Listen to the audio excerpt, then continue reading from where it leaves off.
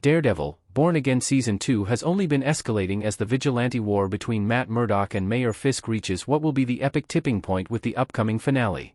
As a prime example, Jessica Jones has just officially joined Daredevil's resistance ahead of the final episode.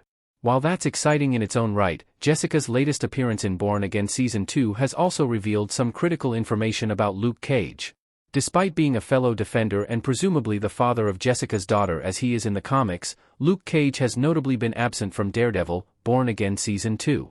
However, Daredevil, Born Again Season 2, Episode 7 does confirm where Luke has been during all the chaos that's come to New York, connecting to a major Phase 5 villain.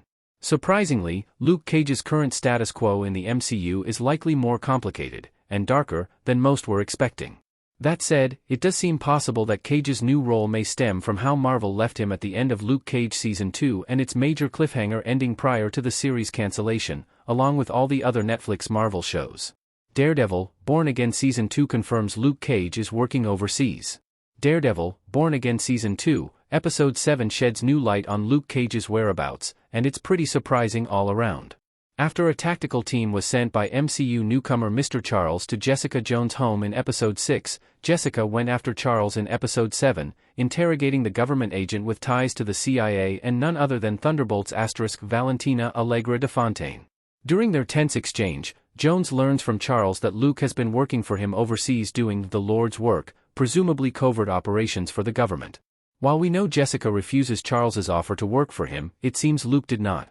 Not only does this explain Luke's absence, but it also lays the groundwork for Mike Colter's confirmed return as Luke Cage in Daredevil, Born Again Season 3, which is already in production from Marvel Studios.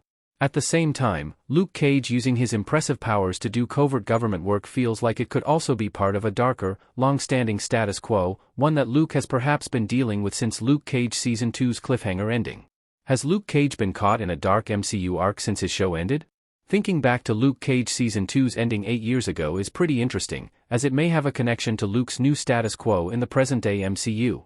At the end of the Luke Cage series, Mariah Dillard, the show's primary antagonist, gave Luke her club, Harlem's Paradise, just before her death, knowing full well that this would force Luke into a position of morally gray power where he'd have no choice but to take control of the existing structures of organized crime in Harlem to maintain order and prevent escalating violence.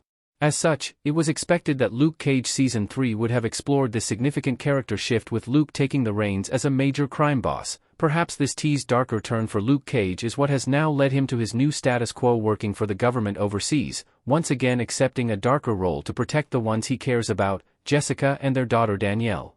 While it will still be good to eventually learn what happened to the club Luke inadvertently inherited, it does seem like his new role might be a natural progression of that teased heel turn we never got to fully see. However it all shakes out, it's going to be fascinating to learn more about what has happened to Luke Cage in the years since we last saw him in the Netflix era of Marvel shows.